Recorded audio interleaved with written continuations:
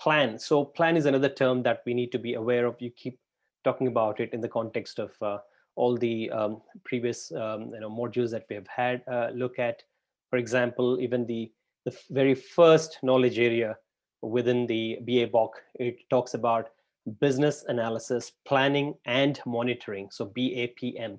The first one, business analysis, planning and monitoring, is all about how you should be able to plan continuously, not just once, but continuously. The planning is a continuous activity in the entire development life cycle. So it's all about, as the definition goes here, it's a proposal for enacting change or moving forward. It's about describing the events, the dependencies, expected results, consequences, outcomes, and the resources required. So all of these, it's not just about the tasks that you would need to do. It's about what are the dependencies among the tasks that you have. And you should also outline the timelines, potential timelines, when you're proposing to finish the task. What is the likely date? It need not be final, but at least an estimated timeline for completing that particular task. What are the dependencies of the task on the other tasks, for example? And if there are any constraints or any blockers for that, in terms of if there is something that is not done before the task, you need to mention those as well. And then who is going to work on the task in terms of the resources? What are the things that are required to be in place before that? Are there any databases that need to be done? Do we have to have tables in the database? Should we have any kind of constraints, the connections points to the database? What about the programming environment? Should we have an IDE, which is basically the integrated development environment? Should it be ready? All these things, these are all the different resources that need to be in place. So we need to be on the top of these when we try and create a plan. And that's why they say that plans are nothing. The plan that you created today might be completely changed, and that's completely useless tomorrow.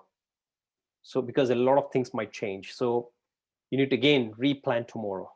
And then again, whatever you worked tomorrow might actually be waste by the next week, because it goes through, there are a lot of variables involved in that.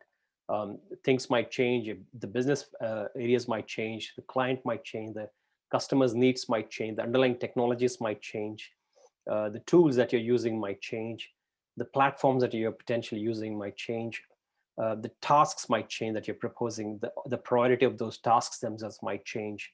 So everything is bound to change. So that's why what I suggest is, when I go by the saying that plans are nothing, plans are not important. What is important is planning.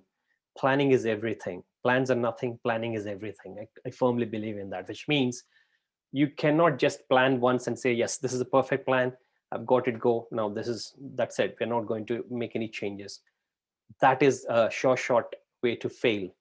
Because when we talk about plans, they're bound to change, and then you should be able to accept the change and then again replan, and then that kind of revisiting of the plan and revisiting and enacting those entire sequence of events, all of those would be important, because that's what it is, planning is all about. So planning is important. Planning is a continuous activity, whereas plan is one specific artifact. So you should not rely on that, and that's why it's really important to keep this continuous activity of planning time and again. And we as business analysts, when we talk about the planning, it pretty much encompasses every activity that we do, right from the time we start with the stakeholders. For example, we are going to discuss the stakeholders in the next few slides. But then when we talk initially about stakeholders, who are the stakeholders? How do we need to interact with them? What kind of elicitation exercises we need to interact with them? The STOP technique, for example, if you recollect, the strategic, tactical, operational. Yes, strategic is if the person is very high level strategic, then you might want to just have interviews.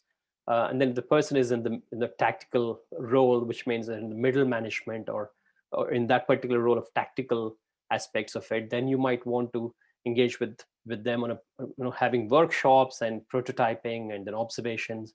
And then when they're in the operational aspects, because they're actually hands-on, they know how to do things, they're the people who actually do the tasks on the ground, you might want to engage with them in a totally different level in terms of observing while they're doing, perhaps even doing some kind of activity recording, activity sampling, and all these prototyping, evaluation of those, all of these kind of elicitation techniques. So you're planning there. You're trying to understand what your stakeholders are, at what level they are, what kind of role they're playing, what kind of information they're potentially in a position to give you, and then accordingly you're planning to conduct the elicitation exercise in the appropriate manner. So again, that involves the right element of planning.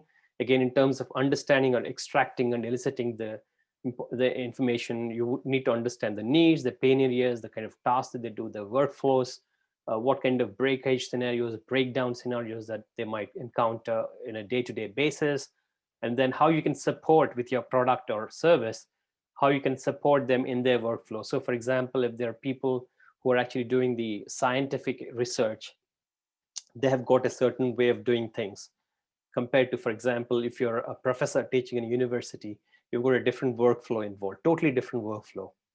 When you talk about, for example, a pharmacist who is trying to sell the drugs in a medical department store, then you've got a completely different workflow. So each of these different users and stakeholders have got different needs, different roles, different goals, and different pain areas. So you need to be able to understand each of them, so that when you try and target these primary users in your marketing or even in your product definition, you would then be able to understand how you can best support their workflow, so that they don't have to really learn a lot of things with your product.